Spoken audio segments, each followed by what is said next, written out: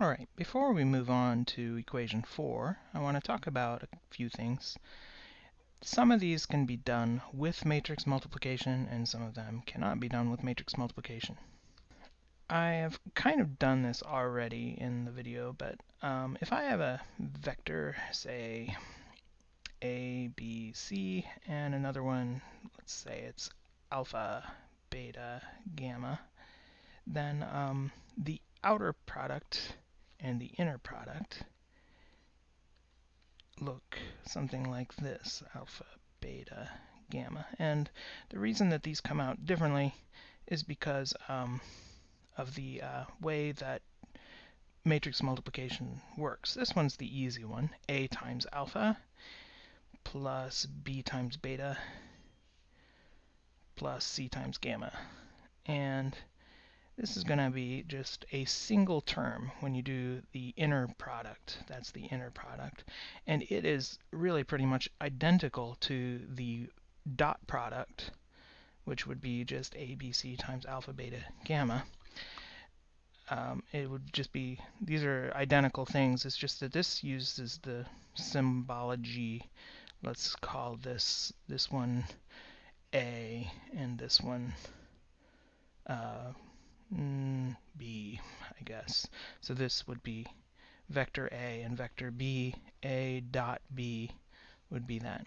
Okay, and the outer product, it doesn't have a dot or a cross. It's actually, I think they would use a circle cross B to do the outer product, and it ends up being 9 different terms: A alpha, A beta, A gamma, B alpha, B beta, B gamma, and C alpha, C beta, and C gamma. You can see it ends up being a 3 by 3 matrix when you do that outer product. Now, the thing is, I want to start introducing a couple of things. The cross product here, there is, well, let me introduce something that on Wikipedia is referred to as Sarrus rule, or Sarrus rule. I don't know how that's pronounced. But anyway, it is the determinant of a 3 by 3 matrix involving multiplications between matrix elements identified by cross diagonals. So let me show you how that is done in this case with our ABC, and alpha, beta, gamma. I'm going to put up here terms I, J, and K, and these are unit vectors in the I direction, the J direction, the K direction, or the X direction, the Y direction, and the Z direction. What they do, Sarrus's rule kind of tells you to do. I'm going to do it just a slightly different than they do it in there, but you'll get the general idea. This is K, this is, I'm going to take that gamma over here, and what I'm going to do is kind of circle up this way, these three, and circle downward this way, these three. And what it ends up being is these diagonal right things turn out to be positive. So diagonal right, A, beta, K, let's see, what's the other K term? Alpha, B, K, minus, let me do that one first. Let me come down this way. A, beta, minus alpha, B. Alpha, B, K. So in the K direction, you end up with those terms. For the next one, we'll get the J term. The J term has alpha, C, J. So alpha, C, J. And then what else goes with alpha, C, J? No, that was the negative part. I did it wrong again. No, that's the positive part. And then this is the negative part. A, gamma, j minus a gamma, and I'll just put that j outside the parentheses here, alpha c minus a gamma j, and then the last term is going to be coming down right, plus b gamma minus what else goes with the I over here? Beta c k. No, I. Okay.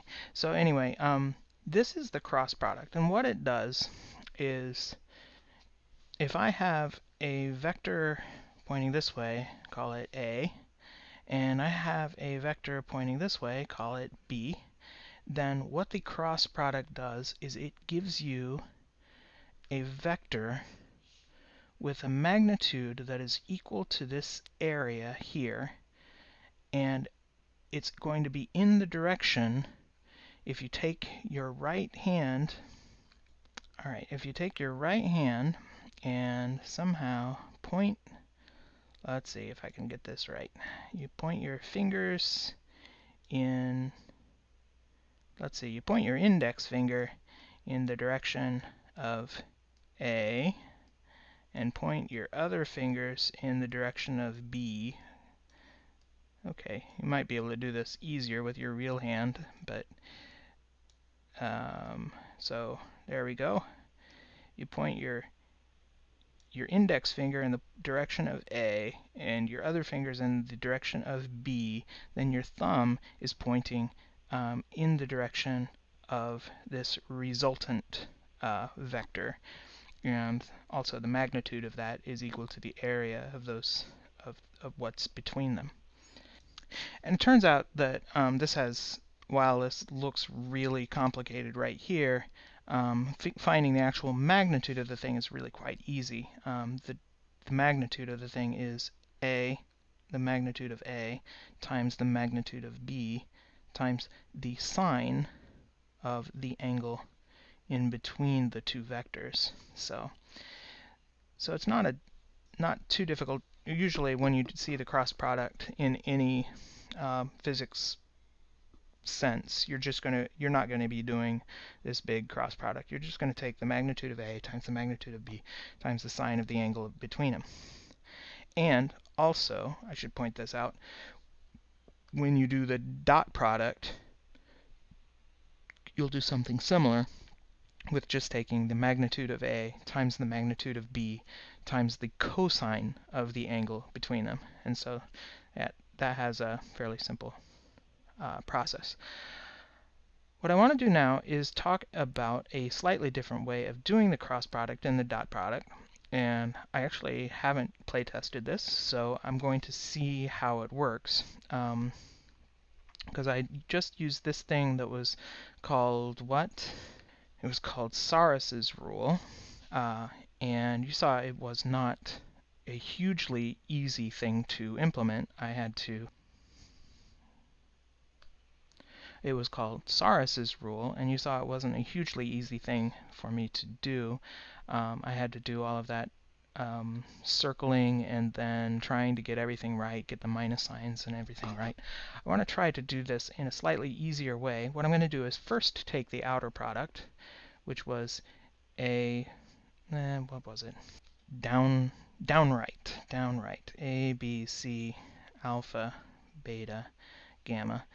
And then I'm going to do something that is not a matrix multiplication, but I'm going to take a piecewise sum. I really don't know what to call this. I'm going to have to make up a new notation. So because I don't think I've seen this anywhere, I'm making something up out of whole cloth. So I'm making a little summation in a square, and I'm going to put a 1, 1, 1 in here.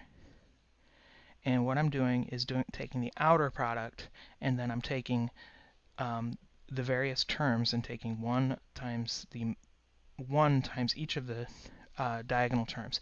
Actually, this does have a name. It's called the trace of the matrix. But if I do this, I will have A alpha here, B B beta, and C gamma, all of those multiplied by 1. I don't have to worry about what the other things are, but I'm going to go ahead and write them down anyway. This one's A beta, and this one is alpha B. This one is A gamma, and this one is gamma A. Whoops, gamma A. This one's B gamma, and this one is C beta. Did I get any of those wrong? Probably. For instance, this one should have been A beta. This one probably should have been written A gamma. Okay, as usual, I'm in over my head. B alpha right here is the same color as A beta. And down here, C alpha, I want in the same color as A gamma. So I will try to find that color. C gamma. ABC, ABC, ABC. Alpha, beta, gamma, alpha, beta, gamma, alpha. Okay, let's try that one more time.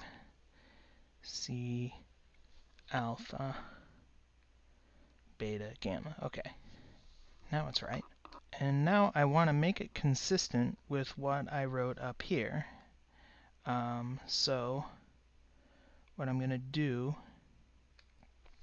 is I'm going to use this symbol again, the little summation sign in a box, to say I'm going to go term by term and add these things together. And what I'm going to add together is I want A beta minus alpha B. So A beta minus alpha B times K. So that's going to be a negative K and a K. I'm going to put zeros down the middle. Alpha C, that's alpha C, whoa. Alpha C minus alpha A gamma, alpha C minus A gamma. So I'm going to put a minus J up here to get that minus A gamma, and a positive J down there to get the alpha C. And then I'm going to put the, for the I, I'm going to put the I's right here. B gamma is going to be positive, and negative beta C, beta C is going to be negative. So negative I right there. That doesn't look colorfully right. Okay, there we go. And so, really, I was intending to have this color-coded so that the colors would match across the board. This one, the beta C, should be this color. And then I guess the reds should be 0 all the way down. 0, 0, 0. And the A gammas were supposed to be purple, so that was negative J right there. That was the only thing that I wanted to be purple. Okay, yeah, if intentions were horses, beggars would ride, right? And that was what the color coding I meant it to be. That looks really awful, but get the general idea. Let me just write it one more time. If I want A cross B, let's say I've got A cross B, and I want to write it out using this method. I can write this vector over here, or this thing, 0k, negative j.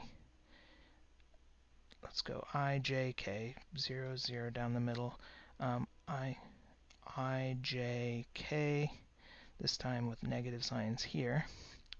And I'm going to do the outer product of A cross B, which goes A sub x, A sub y, A sub z. These are the components of x, y, and of A, and then B sub x, B sub y, B sub z in this direction. Now, I think there's a way to write this in summation notation with something called the Levi Cevita symbol, which goes epsilon I j k times a sub I b sub j I sub k. Is that right? Well, there's something sort of like that on Wikipedia, with the I goes from 1 to 3, j goes from 1 to 3, k goes from 1 to 3, but they've got this eta superscript mi in here, where I do not have an eta superscript mi, but rather a vector I sub k. Alright, well, I am just going to fix one little thing here, because this is not a true matrix multiplication.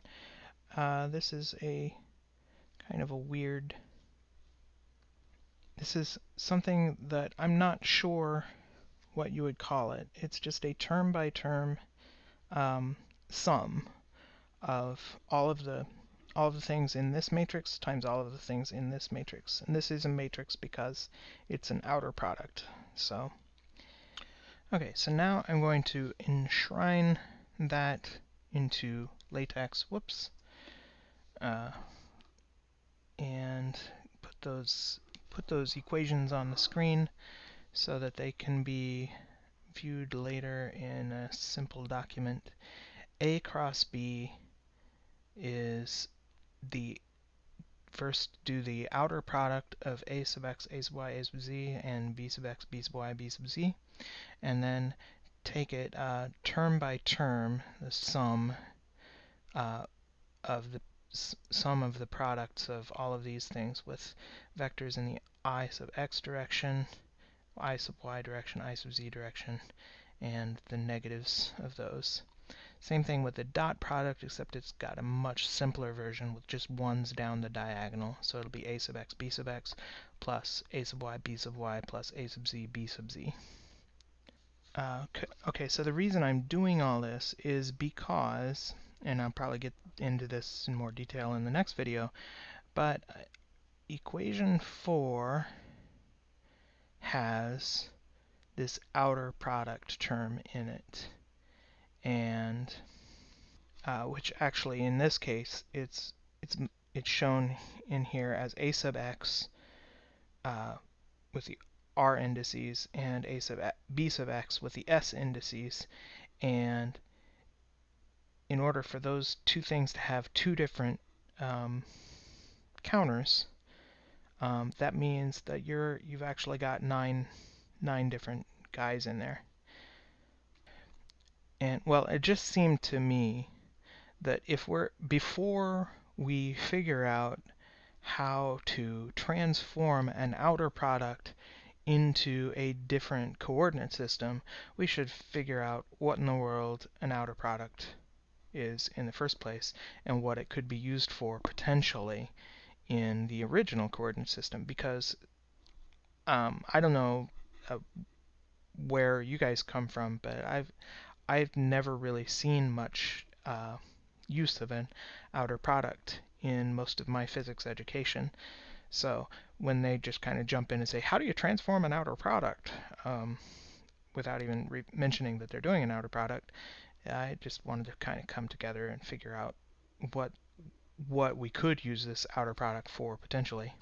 And I think that this idea of being able to apply the Levi Cevita symbol to this, or actually this up here they refer to as the Dirac Delta function, as our I drew the wrong D. There it is. Gotta pull that back that way and then have the delta mn. That's the Dirac Delta function, which is 1 if m equals n and 0 if m is not equal to n. I'm sorry, not the Dirac Delta function, the Kroeniker Delta function. The Dirac Delta function is something much cooler with an animated GIF. All right. Well, that's all for now. I think I've at least motivated possibly the use of the of what of the outer product is what I was looking at, trying to find uses for the outer product, and then suggesting, at least putting this idea in your head of taking the outer product and summing up terms in the outer product, multiplying each term by a specific thing, and then just putting it together as a sum. And that's what I wanted to do in this video, and I didn't expect it to take a full 20 minutes, but it did. I will see you later.